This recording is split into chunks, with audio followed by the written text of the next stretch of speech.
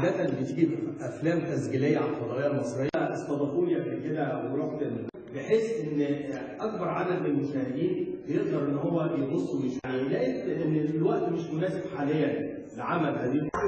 محافظ الاقصر.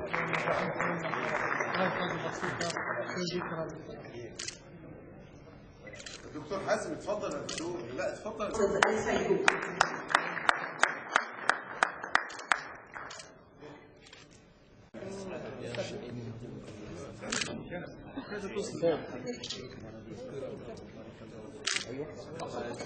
محمد عاشر. الاخ العزيز حيدر الدليل يا ابو حمزه اتفضل. ليلى بن عبد الله من تونس. الاخ العزيز